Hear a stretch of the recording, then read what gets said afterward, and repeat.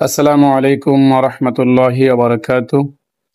সমস্ত প্রশংসা মহান আল্লাহ তাআলার, যিনি আমাদেরকে দুনিয়ায় বুকে বেঁচে থাকার সুযোগ করে দিয়েছেন।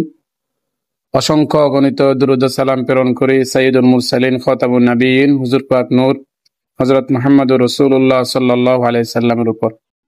সম্মানিত দর্শক এবং শ্রোতা, আজকে আমি আপনাদের সাথে রাসূলুল্লাহ সাল্লাল্লাহু আলাইহি সাল্লামের লক্ষ লক্ষ হাদিস থেকে দুটি হাদিস শেয়ার করব।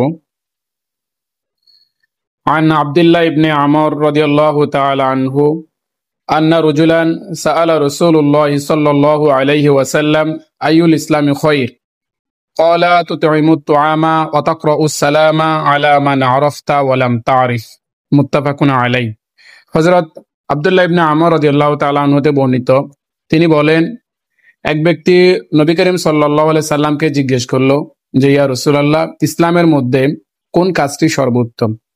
তো রাসূলুল্লাহ সাল্লাল্লাহু আলাইহি সাল্লাম বললেন, অপরকে খাদ্য খাওয়ানো এবং পরিচিত অপরিচিত সকলকে সালাম দেওয়া হলো ইসলামের মধ্যে সবচেয়ে ভালো কাজ। عن أبي هريرة رضي الله تعالى عنه قال قال رسول الله صلى الله عليه وسلم لا تدخلوا الجنة حتى تؤمنوا ولا تؤمنوا حتى تحابوا أو لا أدلكم على شيء إذا فعلتموه تحاببتم আফশু সালামা বাইনাকুম, রাওয়াহুল মুসলিম।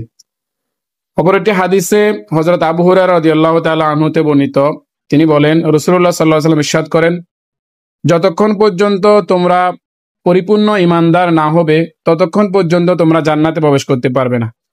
আর ততক্ষণ পর্যন্ত তোমরা পরিপূর্ণ ঈমানদার হবে না যতক্ষণ পর্যন্ত তোমরা একজন আরেকজনকে ভালো না বাসবে।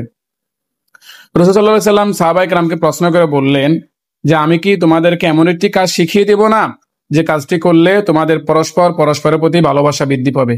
সেটা হলো আফশুস সালামা বাইনাকুম, তোমরা পরস্পরকে সালাম দাও, সালামের প্রচলন করো, বেশি বেশি করে সালাম দাও।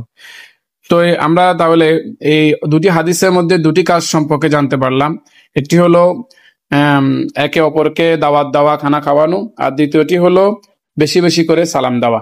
এই দুটি কাজ করলে আমাদের পরস্পরের প্রতি ভালোবাসা বৃদ্ধি পাবে, ঈমান পরিপূর্ণ হবে, তাহলে আমরা জান্নাতে যেতে পারবো।